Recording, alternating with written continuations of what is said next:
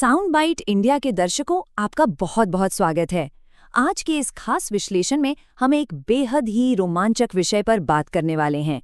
हम गहराई से समझेंगे कि कैसे भारत का घातक UCAV और AMCA-MK2 मिलकर भविष्य के भारतीय हवाई युद्ध की पूरी तस्वीर को बदलने वाले हैं।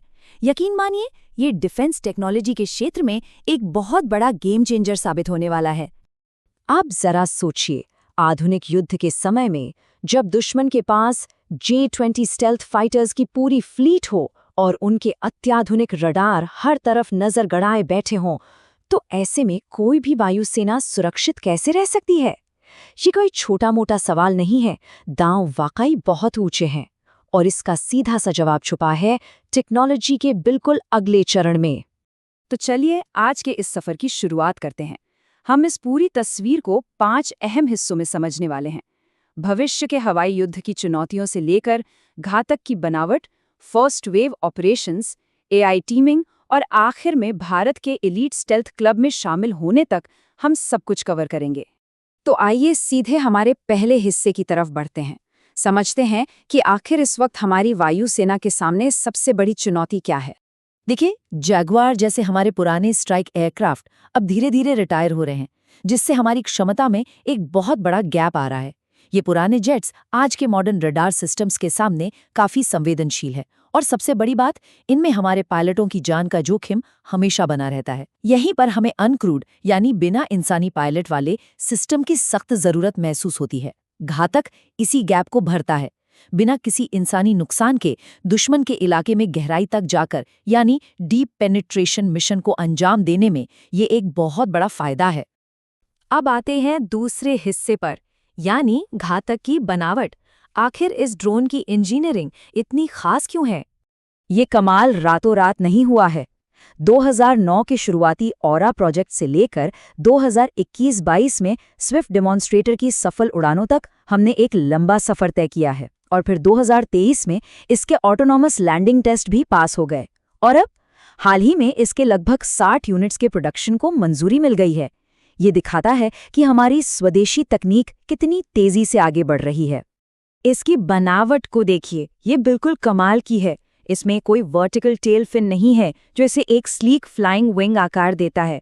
इसके अलावा इसके सर्पेंटाइन एयर इनटेक्स इंजन के ब्लेड्स को इस तरह से छुपा देते हैं कि दुश्मन का रडार इसे पकड़ ही नहीं पाता। और तो और इसका 80 से 90% हिस्सा कार्बन फाइबर कंपोजिट शेल से बना है, मतलब ये रडार की तरंगों को सोख लेता है और एकदम चुपके से अपना काम कर जाता है। आप सोच रहे होंगे कि इसमें हथियार कहाँ होते हैं। नॉर्मल फाइटर जेट्स में हथियार बाहर की तरफ पंखों के नीचे लटके होते हैं, जो रडार पर बड़ी आसानी से चमक जाते हैं और स्पीड को भी कम करते हैं। लेकिन घातक के साथ ऐसा बिल्कुल नहीं है। इसका आंतरिक वेपन्स बे लगभग 1.5 टन तक के हथियारों को पूरी तरह से अंदर छिपा कर रखता है। इससे ना तो कोई रुकावट पैदा होती है और ना ही इसकी स्टेल्थ क्षमता पर कोई असर पड़ता है। और इसे ताकत कहाँ से मिलती है? हमारे अपने स्वदेशी ड्राई कावेरी इंजन से, जो करीब 49 किलोन्यूटन का थ्रस्ट पैदा करता है। अब ये थ्रस्ट सुपरसोनिक स्पीड के लिए नहीं है, बल्कि इसलिए है ताकि ये ड्रोन लंबे समय तक हवा में टिका रहे और अपनी स्टेल्थ बनाए रखे। चुपके से लंबे समय तक काम करने के लिए ये इंजन बिल्कुल परफेक्ट है। चलिए अब तीसरे हिस्से की तरफ बढ़ते हैं।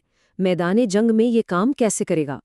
सबसे पहले एक टर्म समझते हैं, सीड। सुनने में थोड़ा टेक्निकल लगता है ना? आसान भाषा में इसका मतलब है दुश्मन की हवाई सुरक्षा को पूरी तरह से तबाह करना। ये बहुत ही खतरनाक मिशन होते हैं जहां दुश्मन के रडार और मिसाइल सिस्टम को खत्म किया जाता है। घातक को खास तौर पर इन्हीं हाई रिस्क ऑपरेशंस के लिए ही तो बनाया गया है। तो ये मिशन पूरा कैसे होगा?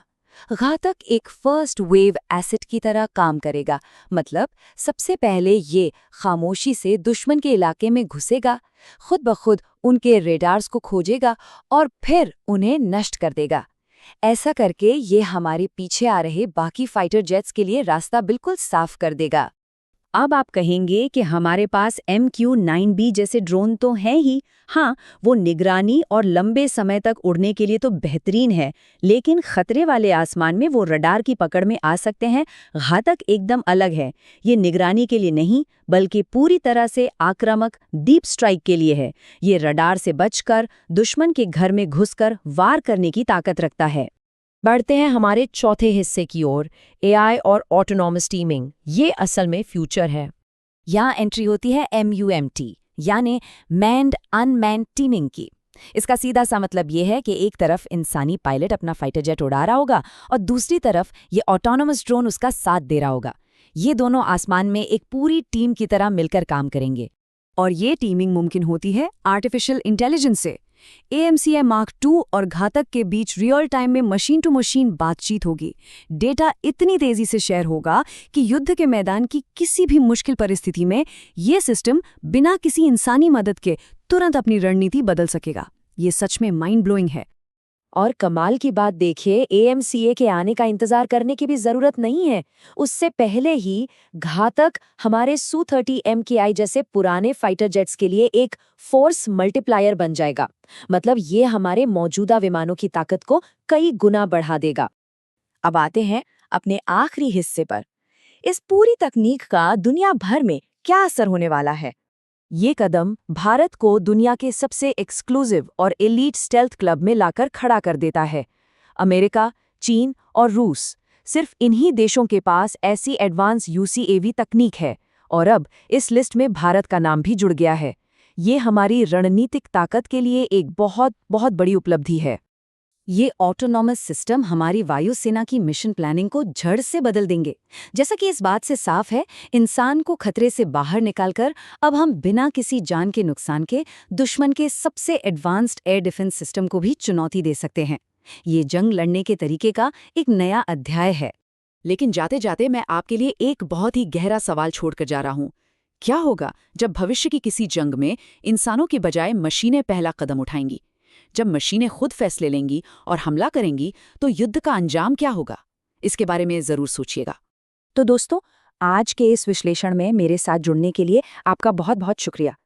अगर आपको ये जानकारी पसंद आई और आप डिफेंस टेक्नोलॉजी के ऐसे ही और भी शानदार विश्लेषण देखना चाहते हैं तो sound byte India YouTube channel को अभी लाइक और सब्सक्राइब करें। मिलते हैं अगले वीडियो में, तब तक के लिए टेक केयर।